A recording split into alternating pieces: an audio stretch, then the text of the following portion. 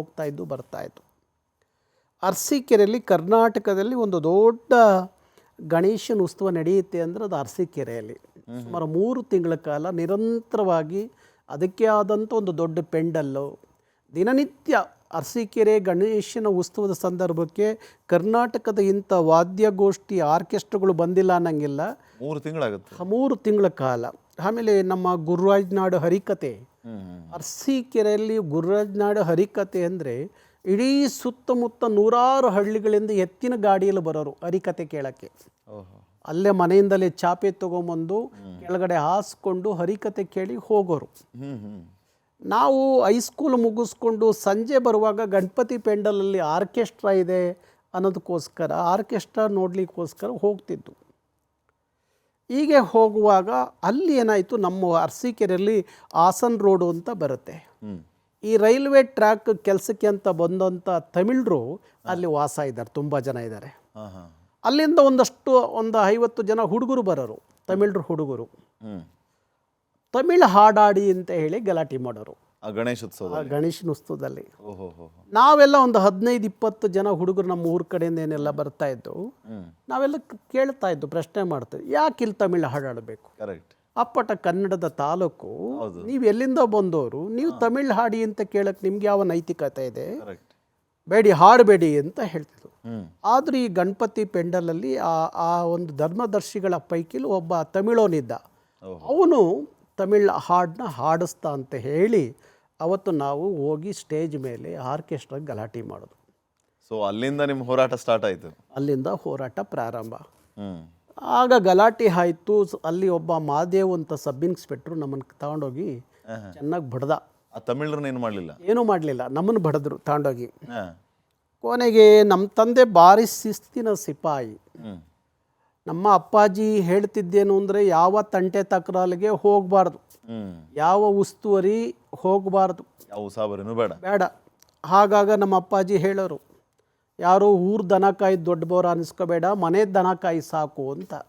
ಅವರು ಕೃಷಿಕರಾಗಿದ್ದರು. ಮತ್ತು ಅವರು ಜಿಲ್ಲಾಧಿಕಾರಿ ಕಚೇರಿಯಲ್ಲಿ ಒಂದಷ್ಟು ದಿವಸ ಕೆಲಸನೂ ಮಾಡಿದ್ರು. ಆಮೇಲೆ ಅರಸೀಕೆರೆ ಕ್ಲಾಸ್ 1 ಕಾಂಟ್ರಾಕ್ಟ್, ಅವರು PWD ಕಾಂಟ್ರಾಕ್ಟ್ ಇದೆಲ್ಲ ಇದ್ರು. ಹಾಗಾಗಿ ನಾನು ಯಾವಾಗ ಈ ಪೊಲೀಸ್ ಸ್ಟೇಷನಲ್ಲಿ 2 ದಿವಸ ಬಿಡಲಿಲ್ಲ. ಪೊಲೀಸ್ ಸ್ಟೇಷನಲ್ಲಿ ನಮ್ಮ ಅಪ್ಪಾಜಿಗೆ ಹೋಗಿ ಹೇಳಿದ್ರು, ನಾನು ಬಿಡಿಸಲ್ಲ. ಅವನು ಯಾಕೆ ಹೋದ? ಸ್ಕೂಲ್ಗೆ ಹೋಗಿ ಮನೆ ಬರಬೇಕಾದವನು. 8ನೇ ಕ್ಲಾಸು. ಆಗ ಏನಾಯಿತು, ಮನೆಗೆ ಬಂದೆ. ನಮ್ಮ ತಾಯಿಯ ತಮ್ಮ ಸೋದರ ಮಾವನ ಒಂದು ಸೌದಿ ತಗೊಂಡು ಎತ್ತಿ ಹೊಡೆದ ತಲೆಗೆ. ನನಗೆ ನಿಮ್ಮ ಸೋದರ ಮಾವ.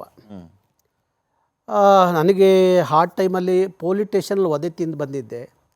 ಮನೆಗೆ ಬಂದರೆ ಈ ವಯಸ್ಸಿನಲ್ಲಿ ನೀನು, ನಮ್ಮ ವಂಶದಲ್ಲಿ ಯಾರು ಪೊಲೀಸ್ ಸ್ಟೇಷನ್ ಮೆಟ್ಲು ಹತ್ತಿರಲಿಲ್ಲ. ಆಗ ಹಳ್ಳಿಗಳಲ್ಲಿ ಪೊಲೀಸ್ ಸ್ಟೇಷನ್ ಅಂದರೆ ಏನೋ ಒಂದು ದೊಡ್ಡ ಅಪರಾಧ. ಪೊಲೀಸ್ ಸ್ಟೇಷನ್ಗೆ ಹೋಗಿ ಬಂದರೆ ಹೊಡೆದ್ರು. ಅವತ್ತು ತಲೆಯಲ್ಲಿ ರಕ್ತ ಸೋರ್ತಾ ಇದೆ. ನನ್ನ ತಾಯಿ ಒಬ್ಬರೇ ಕಿರ್ಚಾಡ್ತಾರೆ, ಕೂಗಾಡ್ತಾರೆ.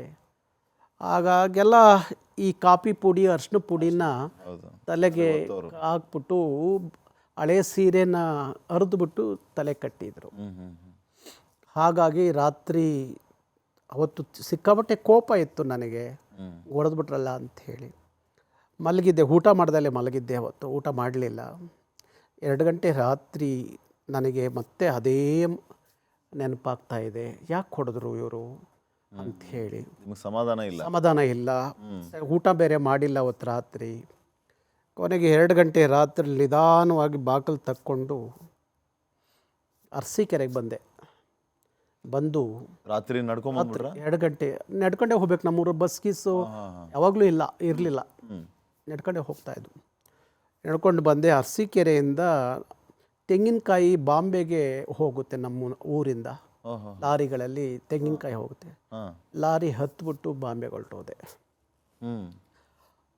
ಪೂನಾ ಹತ್ರ ಹೋಗುವಾಗ ಪೂನಾದ ಹತ್ರ ಲಾರಿ ಡ್ರೈವರ್ ಅಲ್ಲಿ ಇಳಿಸ್ಬಿಟ್ಟು ಹೊರಟೋದ. ನಾನು ಒಂದು ಲೈಟ್ ಕಂಬದ ಹೊರಕೊಂಡು ಕೂತಿದ್ದೆ. ನನಗೆ ಭಾಷೆ ಗೊತ್ತಿಲ್ಲ, ಎಲ್ಲಿ ಹೋಗಬೇಕು ಗೊತ್ತಿಲ್ಲ, ಜೋಬಲ್ಲಿ ದುಡ್ಡಿಲ್ಲ, ಏನೂ ಇಲ್ಲ. ಆ ಮಂಡ ಕೋಪ, ಮಂಡ ಧೈರ್ಯ ನಾನು ಅಲ್ಲಿವರೆಗೂ ಕರ್ಕೊಂಡು ಹೋಯಿತು. ಕೂತಿದ್ದೀನಿ. ಅಷ್ಟು ದೂರದಲ್ಲಿ ಒಂದು ಹುಡುಗರು, ಒಂದು ಟೀಮು ಮರಾಠಿ ಹುಡುಗರು ಡೋಲಕ್ಕೆಲ್ಲ ಹೊಡ್ಕೊಂಡು ಕುಡ್ಕೊಂಡು ಡ್ಯಾನ್ಸ್ ಎಲ್ಲ ಮಾಡ್ಕೊಂಡು ಕೂತಿದ್ದರು. ನನ್ನ ಹೊಡೆದವರು ಬಂದು ಕೇಳಿದ್ರು, ಹಿಂದಿಲಿ ಮಾತಾಡ್ಸಿರು, ಮರಾಠಿಲಿ ಮಾತಾಡ್ಸಿರು. ನನಗೆ ಯಾವ ಭಾಷೆ ಅರ್ಥ ಆಗ್ತಾಯಿಲ್ಲ, ಗೊತ್ತಿಲ್ಲ. ಕೊನೆಗೆ ಅದರಲ್ಲಿ ಒಬ್ಬ ಚನ್ನರಾಯಪಟ್ಟಣದ ಹುಡುಗ ಇದ್ದ ಆ ಗುಂಪಲ್ಲಿ. ನೀವು ಕನ್ನಡದವರಾ, ಎಲ್ಲಿಂದ ಬಂದ್ರಿ ಹಾಗೆ ಅಂದಾಗ ನಾನು ಅವಾಗ ಹೇಳಿದೆ, ಓ ನಮ್ಮ ಜಿಲ್ಲೆಯವರು. ಆಗ ಅವ್ರು ಯಾಕೆ ಹಿಂಗೆ ಬಂದ್ರಿ, ಇಷ್ಟೊತ್ತಿನಲ್ಲಿ ಯಾಕೆ ಇಲ್ಲಿ ಕೂತಿದ್ದೀರಿ ಅಂದಾಗ ಹೇಳಿದೆ. ಕರ್ಕೊಂಡು ಹೋದ್ರು ಅವ್ರ ರೂಮಿಗೆ. ಆ ರೂಮ್ ಕರ್ಕೊಂಡು ಹೋದಾಗ ನಾನು ಊರಿಗೆ ಕಳಿಸ್ತೀನಿ, ಹೋಗ್ತೀರಾ ಅಂದರು. ಇಲ್ಲ, ಹೋಗೋದಿಲ್ಲ, ಇಲ್ಲೆಲ್ಲರೂ ಒಂದು ಕೆಲಸ ಕೊಡಿಸ್ರಿ, ಮಾಡ್ತೀನಿ ಕೆಲಸ. ನೀವು 5ನೇ ಕ್ಲಾಸ್ ಇದ್ದಾಗಲೇ? 8ನೇ ಕ್ಲಾಸ್ ಪಾಸ್ ಆಗಿತ್ತು, 9ನೇ ಕ್ಲಾಸ್. ಆವಾಗ ನನಗೇನು ಒಂದು 18 ವರ್ಷ ವಯಸ್ಸು. ಆಗ ಅಲ್ಲಿ ಬಾಂಬೆಲಿ ನನ್ನ ಒಂದು ಕೆಲಸಕ್ಕೆ ಸೇರಿಸಿರು. ಅಲ್ಲಿ 6 ತಿಂಗಳು ಕೆಲಸ ಮಾಡಿದೆ. ಆಮೇಲೆ ಅವನು ಬಾಂಬೆಗೆ ಶಿಫ್ಟ್ ಆದ, ನಾನು ಬಾಂಬೆಗೆ ಶಿಫ್ಟ್ ಆದೆ. ಇಲ್ಲಿ ಕೆಲಸ ಮಾಡ್ತಿದ್ದವ್ರದ್ದೇ ಅಲ್ಲೊಂದು ಬ್ರಾಂಚ್ ಫ್ಯಾಕ್ಟ್ರಿ ಇತ್ತು. ನೀವು ಪುಣೆಯಿಂದ ಬಾಂಬೆಗೆ ಹೋದೆ. ಬಾಂಬೆಗೆ ಹೋದೆ. ಬಾಂಬೆಲಿ 6 ವರ್ಷ ಇದ್ದೆ. ಅಲ್ಲಿ ಏನಂತ ಕೆಲಸ ಆರಂಭ ಮಾಡಿದ್ದು ನೀವು ಮುಂಬೈಯಲ್ಲಿ? ಅಲ್ಲಿ ಒಂದು ಸಿಲ್ಕ್ ಫ್ಯಾಕ್ಟ್ರಿ, ಸಿಲ್ಕ್ ನೂಲು ತೆಗಿತಾರಲ್ಲ, ಆ ಫ್ಯಾಕ್ಟ್ರಿ ಅದು. ಆಮೇಲೆ ಅಲ್ಲಿ ಸೇರಿಕೊಂಡ ಮೇಲೆ ಆಗ ಶಿವಸೈನ್ಯದು ಸಿಕ್ಕಾಬಟ್ಟೆ ಗಲಾಟೆ ಆಗ. ದಕ್ಷಿಣ ಭಾರತದವ್ರು ಅಂದರೆ ಆಗ್ತಿರ್ಲಿಲ್ಲ, ಸಿಕ್ಕಾಬಟ್ಟೆ ಗಲಾಟೆ ಮಾಡೋರು. ಈ ಭಾನುವಾರ ಯಕ್ಷಗಾನ ಈ ಕಾರ್ಯಕ್ರಮಗಳು, ಕನ್ನಡ ಕಾರ್ಯಕ್ರಮಗಳೆಲ್ಲ ನಡೆದ್ರೆ ಬಂದು ದಾಂಧಲೆ ಮಾಡೋರಲ್ಲಿ. ನಾವು ಚಾಲುಕ್ಯ ಕನ್ನಡ ಕೂಟ ಅಂತ ನಾವೆಲ್ಲ ಸೇರ್ಕೊಂಡು ಒಂದು ಕನ್ನಡ ಸಂಘ ಮಾಡ್ಕೊಂಡಿದ್ವು. ಅಲ್ಲಿ ಮಾಡಿದ್ದು ಭಾನುವಾರ ದಿವಸ ಯಾವ್ದಾದ್ರು ಒಂದು ಕನ್ನಡ ಸಿನಿಮಾ ರಿಲೀಸ್ ಆಗೋದು. ಒಂದೇ ಒಂದು ಮಾರ್ನಿಂಗ್ ಶೋ ಒಂದು ಥಿಯೇಟ್ರಲ್ಲಿ ಹಾಕೋರು. ಅದಕ್ಕೆಲ್ಲ ಟಿಕೆಟ್ ಎಲ್ಲ ಇದು ಮಾಡಿ ಆ ಶೋನ ಭರ್ತಿ ಆಗೋ ಥರ ನೋಡಿಕೊಂಡು ಇದು ಮಾಡ್ತಿದ್ದು. ಈ ಯಕ್ಷಗಾನ ಇದೆಲ್ಲ ದಕ್ಷಿಣ ಕನ್ನಡ ಜಿಲ್ಲೆಯವರೆಲ್ಲ ತುಂಬ ಇದ್ರಲ್ಲ, ಅವರೆಲ್ಲ ಯಕ್ಷಗಾನ ಮಾಡಿದಾಗ ಅಲ್ಲಿ ಹೋಗೋದು, ಇದು ಕೂತ್ಕೊಳ್ಳೋದು, ಕಾರ್ಯಕ್ರಮ ನೋಡೋದು. ಕೊನೆಗೆ ಯಾಕೋ ಹೀಗೆ ಅಲ್ಲಿ ಆಗಾಗ ಗಲಭೆ ಗಲಾಟೆ ಇದೆಲ್ಲ ಸ್ಟಾರ್ಟ್ ಆಯಿತು. ಆ 6-7 ವರ್ಷ ನನ್ನ ಮನೆಯಲ್ಲಿ ಎಲ್ಲ ಕಡೆ ಹುಡುಕಿರು, ಯಾರೂ ಸಿಕ್ಕಿಲ್ಲ. ಕೊನೆಗೆ ನಮ್ಮ ಊರಿನವರೊಬ್ಬರು ಅರಸೀಕೆರೆಯವರು ಅಲ್ಲಿ ಬಾಂಬೆಲಿ ಸಿಕ್ಕಿದಾಗ ನನಗೆ, ನಾನು ಅವ್ರ ಜೊತೆಲಿ ಮಾತಾಡುವಾಗ ಅವರೇ ಮಾಡಿದ್ರು, ನಮ್ಮ ಅಣ್ಣನಿಗೆ ಫೋನ್ ಮಾಡಿ ಹೇಳಿದ್ರು ಬಾಂಬೆಲಿದ್ದಾರೆ ಅಂತ. ಆಗ ನಮ್ಮ ಅಣ್ಣ ನನ್ನ ಬೆಂಗಳೂರಿಗೆ ಕರೆಸ್ಕೊಂಡ್ರು. ಬೆಂಗಳೂರಿಗೆ ಆಗ ಬಂದೆ ನಾನು. ಯಾವ ಇಸ್ವಿ ಗೌಡ್ರೆ? ಆಗಿತ್ತು ಒಂದು 85-86 ಇರಬೇಕು ಬೆಂಗಳೂರು ಬಂದಾಗ. ಆಗ ಬೆಂಗಳೂರು ನೋಡಿದಾಗ, ಬೆಂಗಳೂರು ಇದು ಕರ್ನಾಟಕದ ರಾಜಧಾನಿ ಬೆಂಗಳೂರು ಅಂತ ಅನ್ನಿಸ್ತಿರ್ಲಿಲ್ಲ. ಎಲ್ಲ ತಮಿಳುಮಯ, ತಮಿಳು ಪೋಸ್ಟು, ತಮಿಳು ಎಲ್ಲಿ ನೋಡ್ರು ತಮಿಳು. ಎಲ್ಲ DMK ADMK ಬಾವುಟಗಳು 100 ಅಡಿ ಕಂಬದಲ್ಲಿ ಹಾರಾಡ್ತಿದ್ದಂಥ ಬೆಂಗಳೂರಿನಲ್ಲಿ. ಬೆಂಗಳೂರಿನ ಗಾಂಧಿನಗರ ಶ್ರೀರಾಮ್ಪುರದಲ್ಲಿ ಆ ಶ್ರೀರಾಮ್ಪುರ ದೇವಿ ಮತ್ತು ಇನ್ನೊಂದು ಥಿಯೇಟ್ರು ಇದು ಅಲ್ಲಿ ರಸ್ತೆಯಲ್ಲಿ ಹೋಗುವಾಗ ಯಾರಾದರೂ ಕನ್ನಡ ಮಾತಾಡಿದ್ರೆ ಮುಖದ ಮೇಲೆ ಒಂದು ಕುರ್ಪು ಅಂತ ಹಾಕೋರು ಕನ್ನಡ ಮಾತಾಡಿದ್ದಕ್ಕೆ. ಇಡೀ ಬೆಂಗಳೂರಿನ ತಮಿಳು ರೌಡಿಗಳ ಅಡ್ಡವೇ ಅದಾಗಿತ್ತು ಶ್ರೀರಾಮ್ಪುರ. ಅಲ್ಲಿ ಕನ್ನಡ ಮಾತಾಡಿದ್ರೆ ರೇಜರಲ್ಲಿ ಒಂದು ಕುರುಪು ಹಾಕೋರು. ಯಾರಾದರೂ ಕನ್ನಡದಲ್ಲಿ ಏನಾದರೂ ಸ್ಲೋಗನ್ ಬರ್ಕೊಂಡು ಆಟೋ ತೊಗೊಬಂದರೆ ಆಟೋ ಚಾವಣಿ ಕುಯ್ಯೋರು, ವಾಪಸ್ ಕಳಿಸ್ತಿರ್ಲಿಲ್ಲ ಆಟೋನ. ಅಷ್ಟು ದಾಂಧಲೆ ಮಾಡೋರು, ಅಷ್ಟು ಗಲಭೆ ಮಾಡೋರು ತಮಿಳರು, ಗೊತ್ತಾಯ್ತಾ? ಇದೆಲ್ಲ ನನ್ನ ಮೇಲೆ, ನಾನು ಮೊದಲಿಂದ ರಾಜ್ಕುಮಾರ್ ಸಿನಿಮಾ ಅಂದರೆ ಭಾರಿ ಪಂಚಪ್ರಾಣ ನನಗೆ. ರಾಜ್ಕುಮಾರ್, ಕುವೆಂಪು ಪದ್ಯಗಳು ಅಂದರೆ ಭಾರಿ ನನಗೆ ಇಷ್ಟ. ಆಗ್ಲಿಂದಲೂ ನನಗೆ ಕನ್ನಡದ ಕಾಳಜಿ ಇತ್ತು. ಹಾಗೆ ಬಂದೆ ಬೆಂಗಳೂರಿಗೆ. ನನ್ನ ಸಂಬಂಧಿಕರ ಮನೇಲಿ ಇಲ್ಲಿ ಹುಡುಕೊಂಡೆ. ಯಾಕೋ ಅವ್ರ ಮನೆಯಲ್ಲಿ ನನಗೆ ಸರಿ ಅನ್ನಿಸ್ಲಿಲ್ಲ, ಬೇಡ ಅಂಥೇಳಿ ಇಲ್ಲಿ ಮಡಿವಾಳದ ಹತ್ರ ಇಲ್ಲೊಂದು ಕೆಲಸಕ್ಕೆ ಸೇರಿಕೊಂಡೆ. ಇಲ್ಲಿ ಮಹೇಂದ್ರ ಹಂಡ್ ಕಂಪ್ನಿ ಅಂತ ಒಂದು ಕಂಪ್ನಿ ಇತ್ತು, ಈ ಸ್ಟೇಷನರಿ ಸಪ್ಲೈ ಮಾಡುವಂಥ ಒಂದು ದೊಡ್ಡ ಹೋಲ್ಸೇಲ್ ಇದು. ವಿನಿ ರಸ್ತೆಯ ಸಿಟಿ ಸ್ಟೇಟಲ್ಲಿ ಕೆಲಸಕ್ಕೆ ಸೇರಿಕೊಂಡು ಒಂದು 20-21 ವರ್ಷ ನಾವಾಗ ಬೆಂಗಳೂರಿಗೆ ಬಂದಾಗ ಅಷ್ಟೇ ಯುವಕ. ಹೌದು.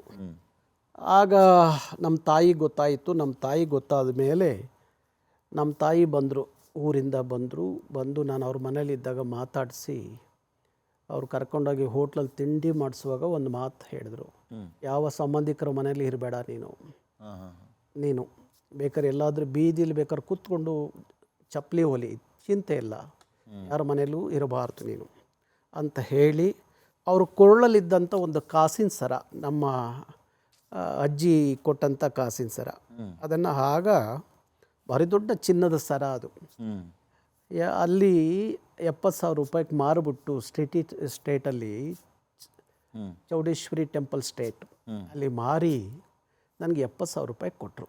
ಓಹ್ ಮಗನೇ ಇದರಲ್ಲೇ ಬದುಕಿ ನೀನು ಚೆನ್ನಾಗಿ ಆದಾಗ ಊರಿಗೆ ಬಾ, ಅಲ್ಲಿವರೆಗೂ ಬರಬೇಡ ಊರಿಗೆ ಅಂಥೇಳಿ. ಹ್ಞೂ ಯಾಕೆಂದರೆ ನಾನು ತುಂಬ ಏಟು ತಿಂದಿದ್ದೀನಿ ನಮ್ಮಪ್ಪನ ಕೈಲಿ. ಹ್ಞೂ ನಮ್ಮಲ್ಲಿ ಈಗ ದನ ಎಮ್ಮೆ ಮೇಯ್ಸೋಕ್ಕೆ ಕಳಿಸೋರು ಭಾನುವಾರ ಶನಿವಾರ. ನಾವು ನಮ್ಮೂರಲ್ಲೊಂದು ಶಾನ್ಭೋಗ್ರು ತೋಟ ಇತ್ತು. ಆ ಶಾನ್ಭೋಗ್ರು ತೋಟದಲ್ಲಿ ಎಮ್ಮೆ ಮೇಯ್ಸೋಕ್ಕೆ ಅಂತ ಹೋದಾಗ ನಮಗೆ ಆ ಟೈಮಲ್ಲೆಲ್ಲ ಏನಿತ್ತು, 2 ಟೈಮ್ ಊಟ. ಹ್ಞೂ ಬೆಳಗ್ಗೆ 9 ಮುದ್ದೆ, ಅನ್ನ ಮಾಡ್ತಿದ್ದು ಅಪರೂಪಕ್ಕೆ ಒಂದು ವಾರಕ್ಕೊಂದ್ಸಲ ಅನ್ನ ಕೊಡೋ, ಶನಿವಾರ ಅಂತ ಅನ್ನ ಕೊಡೋರು. ಅಥವಾ ಹಬ್ಬದ ಟೈಮಲ್ಲಿ ಅನ್ನ ಮಾಡೋದು. ಹಬ್ಬದ ಟೈಮಲ್ಲಿ ಅನ್ನ ಮಾಡೋರು. ಹಾಂ ನಮ್ಮಲ್ಲಿ ಅದೊಂದು ಗಾದಿನೇ ಇತ್ತು, ಹೊಟ್ಟೆ ತುಂಬ ಮುದ್ದೆ ಬಾಯಿ ತುಂಬ ಅನ್ನ ಅಂತ. ಹ್ಞೂ ಹ್ಞೂ ಹ್ಞೂ ಹಾಗಾಗಿ ಮಧ್ಯ 9ವರೆಗೆ ಮುದ್ದೆ ಸಾರು ಬಿಟ್ಟರೆ ಎಂಥದ್ದು ಇಲ್ಲ. ಮತ್ತು ರಾತ್ರಿ 8 ಗಂಟೆಗೆ ಊಟ. ಹ್ಞೂ ಹ್ಞೂ ಹ್ಞೂ ಮಧ್ಯಾಹ್ನ ಹಿಂಗೆ ಎಮ್ಮೆ ಮೇಯಿಸ್ತಾ ಇದ್ದೆ, ಅವ್ರ ತೋಟದಿಂದ ಒಂದು ತೆಂಗಿನಕಾಯಿ ಒಣಗಿದ್ದು ಕೆಳಗಡೆ ಬಿತ್ತು. ಹ್ಞೂ ಅದನ್ನು ಹೊಡೆದು ತಿಂದುಬಿಟ್ಟೆ. ಹ್ಞೂ ತಿಂದಾಗ ಯಾರೋ ಹೋಗಿ ನಮ್ಮೂರು ಶಾನ್ಭೋಗ್ರಿಗೆ ಹೇಳಿದ್ರು. ನಮ್ಮ ಶಾನ್ಭೋಗ್ರು ಹೋಗಿ ನಮ್ಮ ತಂದೆ ಹತ್ರ ಜಗಳ ಮಾಡಿದ್ರು. ಹೋಗಿ ಹಾಂ ನಮ್ಮ ಅಪ್ಪಾಜಿ ಹೊಡೆದ್ರು ಅಂದರೆ ಅವತ್ತು ಎಂಥದೇ ಇರಲಿ, ನಿಮ್ಮ ಕಣ್ಣು ಮುಂದೆ ಎಂಥದೇ ಕಂಡೋರ ಆಸ್ತಿ ಪಾಷಾಣಕ್ಕೆ ಸಮಾನ, ಅಂದರೆ ವಿಷಕ್ಕೆ ಸಮಾನ ಅಂತ ಹೇಳೋರು ನಮ್ಮ ಅಪ್ಪಾಜಿ. ಹ್ಞೂ ಹ್ಞೂ ಹ್ಞೂ ಮುಟ್ಬಾರ್ದು ಮಗನೇ ಹ್ಞೂ ಅಂತ ಸಿಕ್ಕಾಪಟ್ಟೆ ಹೊಡೆದು ಇದು ಮಾಡಿದರು. ಹ್ಞೂ